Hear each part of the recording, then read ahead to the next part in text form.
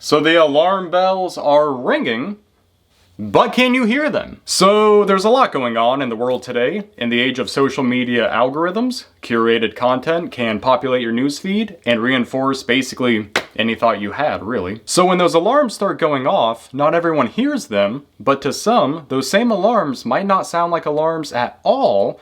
They might sound like victory bells. Or like those little poppers, you pull the string and it goes... Anyways, welcome back to Research Reality, where we try to highlight this culture of resistance, reviewing protest music, which this wall is completely comprised of. Like and subscribe if you like the vibe, or check out the Patreon down below where you can find exclusive videos and reviews. Anyways, so what exactly are these alarm bells that I keep referring to?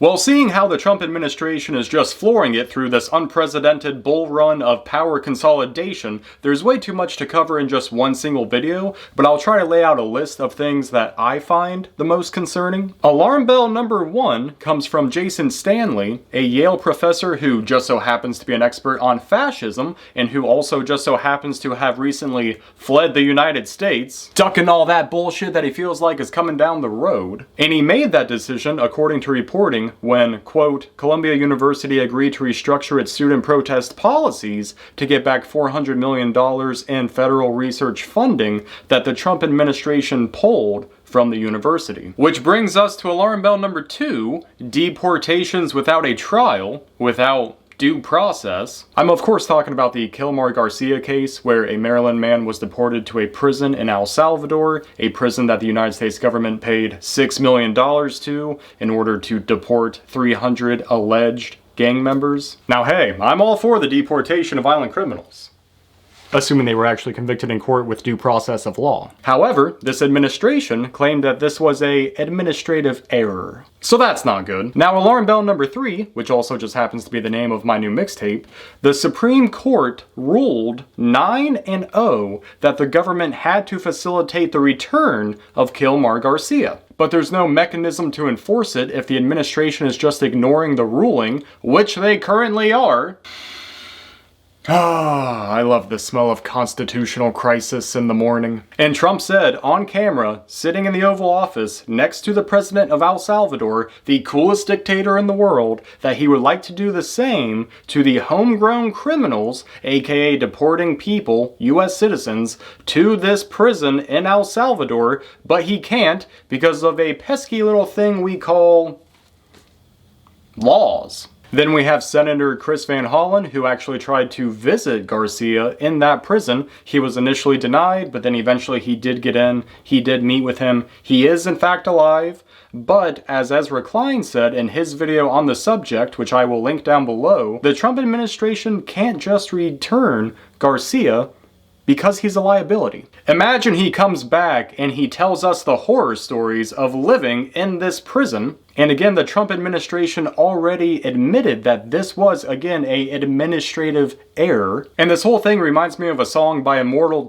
who I've already talked about this song before, the song Who Do We Trust, on the album from R.A. the Rugged Man. I'll link the video down below, but the song goes, "The gospel is in the hands of people with no empathy, a mixture of dangerous social chemistry between law enforcement and a military entity, cameras on the corner of every corner you facing, testing out a future Gestapo on immigration, power consolidation, information restricted, just like the iron laws of oligarchy predicted." And he's also said on many interviews that they test the system on those who don't have any political power. And another alarm bell is just everything that's going on with Harvard, where again the Trump administration sent them a letter of demands that you can really just read yourself. In fact, I highly recommend it. And looking at all of the sections talking about DEI and merit-based hiring, isn't it a little hypocritical that we have people like Tulsi Gabbard, RFK Jr., Pete Hegseth, people who don't have any experience in their field, serving in this administration? No, of course not. But the letter also states that Harvard needs to hire a third-party auditor to verify the compliance of these demands, all under the guise of combating anti-Semitism and DEI.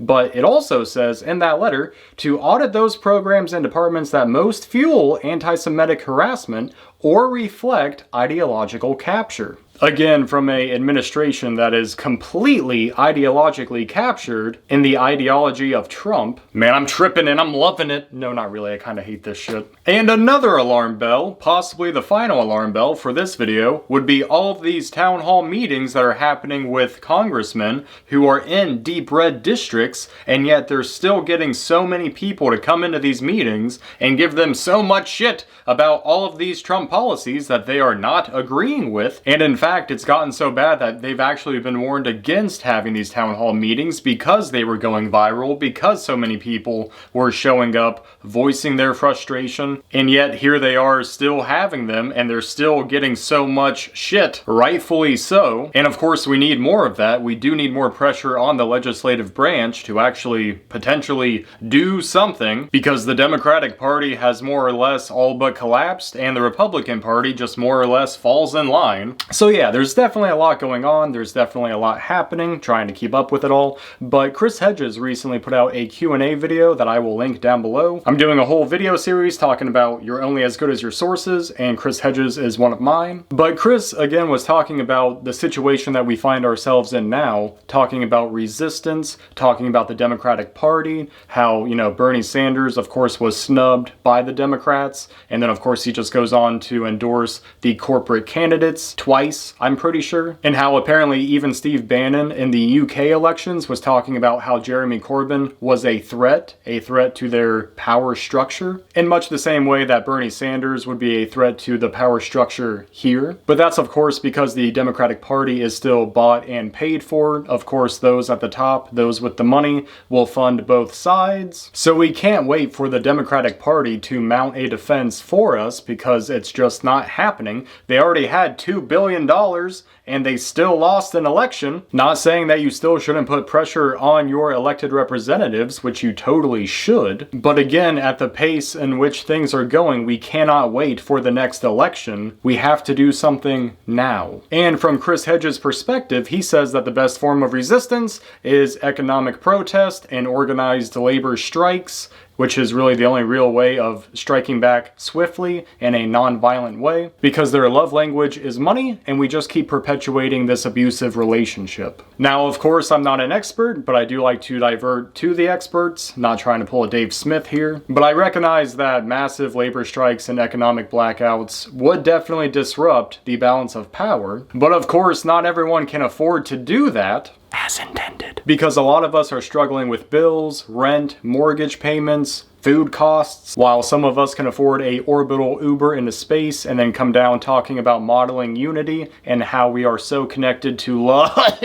But I digress. I think Bo Burnham said it best on his song, Remove Yourself, where he says, if you search for moral wisdom in Katy Perry's lyrics, then remove yourself. Now again, these are just some suggestions from one guy. If you have any suggestions, definitely leave them in the comments below. But the last thing that I want to end this video on, which was still taken from that Q&A video from Chris Hedges, he was asked about how he navigates situations like this. How do you keep up with the constant flow of monumental catastrophes that we are just inundated with on a daily basis? And he says that he just stays busy with resistance. These are dark times indeed, but take heed in knowing that you're doing something, no matter how small. Boycott major corporations whenever possible. Join one of the many protests, whether it's the Tesla stuff or the 50-51, that is 50 states, 50 capitals, one day. But funny enough, look at this. So I was on the Drudge Report earlier, and it says nationwide 50-51 protest rally against policies developing. I click on the link, and it's not there. Story is unavailable. We are so screwed. Not really though. But yeah, plot, plan, strategize, organize, mobilize. Ya dig? It can be a small change. It can be a small act of resistance. I myself run a very small YouTube channel, but I do find solace in knowing that I'm at least doing what I can to share information, share protest music. If anyone needs protest music, we are reviewing these one by one. Again, highlighting that culture of resistance that I think we need to build, but sure as shit, It's already there. And that's why I'm writing the books that I'm writing, so that maybe one day I can have my own contribution to that same culture of resistance. It's not much, but it is something, and that's what helps me, and maybe it can help you. Anyways, guys, thank you so much for watching. Definitely like and subscribe if you like the vibe, or check out the Patreon down below for exclusive reviews and videos. If you want more protest music, I got you covered. Check out the other videos, of course. And definitely leave down in the comments below any ideas of resistance that maybe we didn't cover here. But again, guys, take care, stay safe, stay informed, and we'll see you on the next video. Later.